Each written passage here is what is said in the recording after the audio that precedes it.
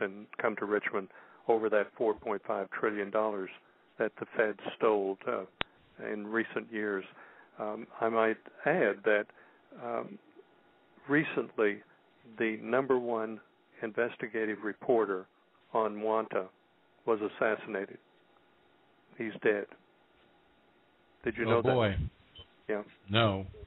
Yeah, he was in England, and he was on top of the Queen's money in England and some of the other countries, and they took him out. And we're really not talking about somebody writing about it at a distance that you're referring to. Wasn't he like an advisor to the Queen in the royalty on money matters? In past years, yes. Other people that have touched on Wanta stories have been assassinated also.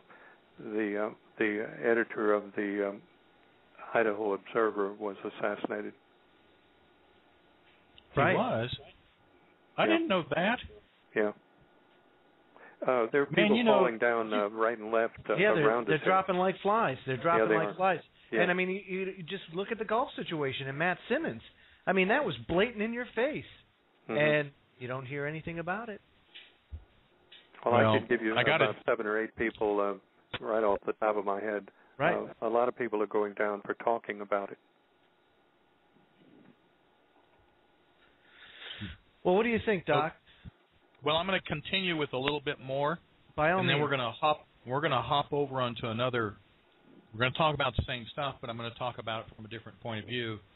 It says, though, that starting in that time frame, this early November time frame, there's going to be an interesting geopolitical event beginning. Not that it hasn't already started, but it's kind of like, we've had the Tea Party, but now we have the Tea Party. It's gaining momentum. And that's the fact that in November, it says that the Italian populace will become very politically active, and activists will start forcing political change starting in 2010, and that these activists are going to be targeting some unique, interesting aspects of what they think the problem is, and it's called off in the report as being the banks. And in their country, they've got this problem with a corrupt prison system. We don't have that, do we? For crying out loud, our justice system's really good. Well, anyway, it says they're also going to target some interesting names, and here's the names in the report.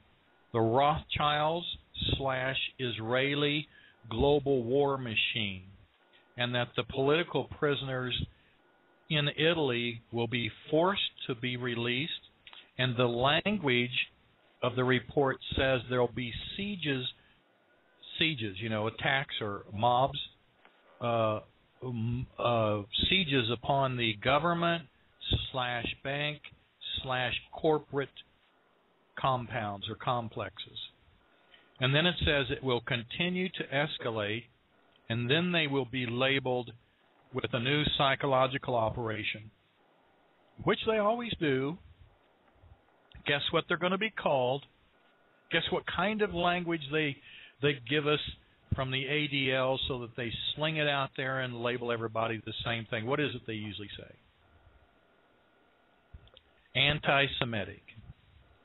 So they're going to provoke American, using the mainstream media, the report says they're going to provoke American attitudes so they can influence America to hopefully respond with their military to an Italian peace activist movement that is now occurring in Italy. There's already started.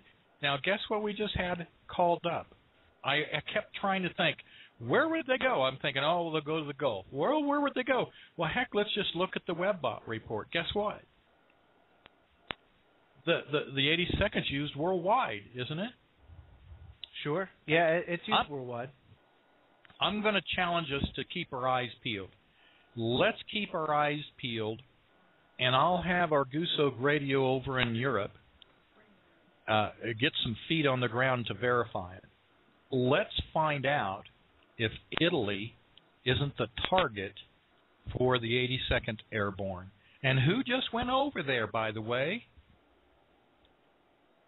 I don't know. A reporter, an activist. Who went over there? Oh, Kevin Annett went over there, did he not? Right. He sure did. He sure Why? did. Well, he was going to protest the Pope and deliver a, what do you call it, a subpoena or something of that effect? Uh-huh.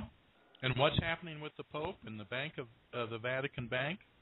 Right now we're looking at, he's getting attacked on all sides, not only with the Vatican Bank scandal that's going on, but, we still have the pedophilia. We've got, there's a whole slew of things. But, yeah, that's what he went to do, is he went to go serve papers to the Pope. So he's been slandered. He's been kicked off the air. He's been psyoped against, right?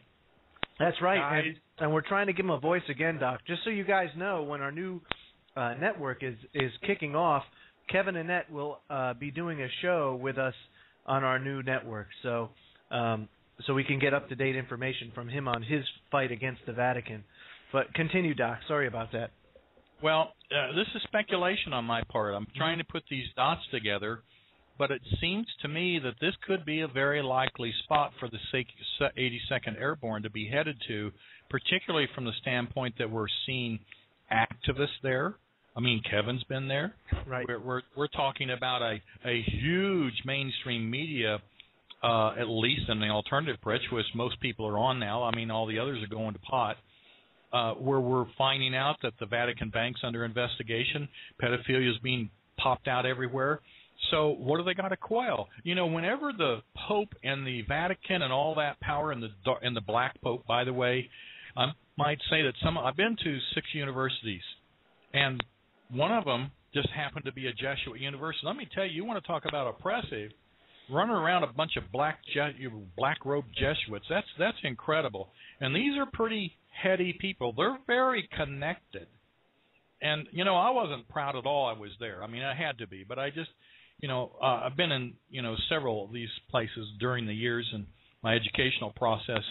And one of the things that we don't want to overlook is the Black Pope. I mean, these are the generals of the army. They're the geopolitical benders, along with the Pope. And, I mean, the whole thing is so important that it will take the attention of the powers that be, and they will send somebody. I mean, it's not, what I'm trying to say is it's not beyond the powers that be to send the 82nd Airborne over to Italy to quail a revolution or a movement. It wouldn't be beyond it. I mean, right now we have already heard the 82nd has a history of being deployed. They were used in the 60s, remember? Sure. They were used in the 60s to quail the activist movement, the hippie movement, the peace movement, the anti-war movement, and we're reflecting a time frame of that period in this very last part of this until November. Are you seeing that correlation again? What happened from 62 to 72 has been happening in the 6th night that we're in now. That's the connection I'm trying to pull this all together. Is that kind of coming together for you? Yeah, sure. I just got a note that the 173rd is part of the 82nd Airborne Division, and that's stationed in Vicenza, Italy. And that's just an FYI. Oh boy. So, guys, let's keep our eyes peeled and let's see if we can't see if that's the target face. It might be Italy, man. If all of a sudden we find out the 82nd's over in Italy, wouldn't that just cause the hairs on your neck to be erect? Yeah, it sure would. It sure would. But again, when it all comes down to it, we're looking at a situation where we know that whether it's happens in Italy, whether it happens here, right. It doesn't matter what it is.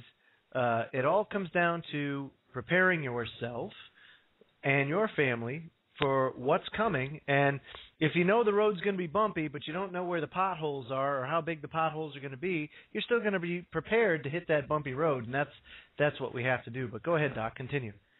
Well, I'm going to be bringing this home now because this is just to kind of validate the fact that we're getting reports that seem to be dovetailing with various events, and the kickoff of this migration and problems over in Europe, along with an activist movement, is really not so regional or even local to Italy.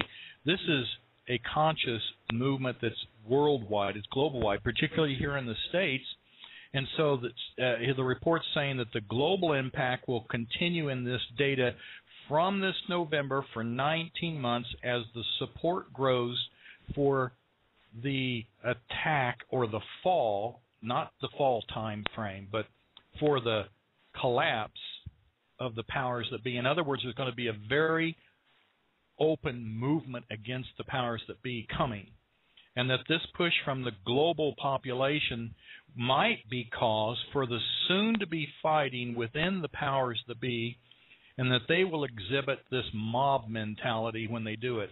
That means, Guido in New York's going to be meeting with Tony in Kansas City, and they're going to be knocking off Pretty Face or Babyface in Chicago. And by that I mean Obama. So, who took out, and we're talking, it says in the report, like this mob mentality, like the mafia, who took out JFK? Well, we already know that everybody was probably involved, but guess who was very deeply involved? The mafia. So really we're talking about the pressure from us provokes them to do things they wouldn't ordinarily do, but will that mean we're going to win? No, that doesn't mean we're going to win. It's just kind of like poking a big grizzly bear in the eye with a stick. And when that happens, you better get ready to duck or run or hide or something, because we've got some other things coming. And so as they reveal all this problem with the Vatican Bank and the pedophilia and all the stuff with the Catholics, there's more stuff coming with the senior control members of this group. And he even predicted that within the Club of Rome, meaning the Catholics, there was going to be some kind of apparent trouble, and it looks like they'll be in a war for control over, guess what? The Catholic Church. And that it will be labeled in the media as mob warfare and gang wars and mafia. Isn't that really interesting? It is interesting. Well, anyway, that kind of brings us into the next step, and that's this. This scattering of people in Europe then moves to a global level, and it means that it seems to say in this report that it's going to be connected by links to the powers that be with the Federal Reserve notes in America, and it's going to be connected to the velocity of money.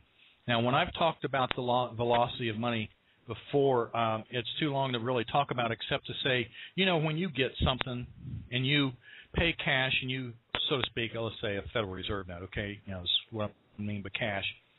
You go to your farmer's market. I went there today. We had a nice time. We had music, and then we ate outside in the park and blah, blah, blah. That's where you guys had better be going. This is what you should be doing. Getting familiar with your local farmers and everything. But when I give them a $10 bill, they can go get some seeds, which then can turn around and give that. And it moves to, in maybe 24-hour period of time, it could be spent at 10 places. But if the velocity of that money is stopped, in other words, if I give them $10 and they have to wait 10 days before they can spend it, then it slows it down, and people have to wait for the money to come through the commerce they're wanting to do, and they're planning on doing, but they have to wait for the money to show up. So they'll do that through the electronic control of money, through your ATM machine.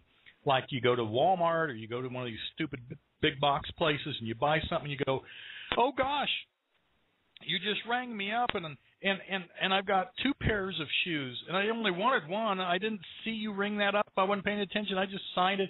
And they'll say, well, go over there to the return desk. You're not even out of the store. And you go over there, and they say, well, we'll put you back on your card, no problem. Oh, good, because I needed to spend that money on something else. Oh, well, it won't be there for 3, 4, 5, 10 days or whatever. Oh, really? So that's how they're controlling the velocity of money.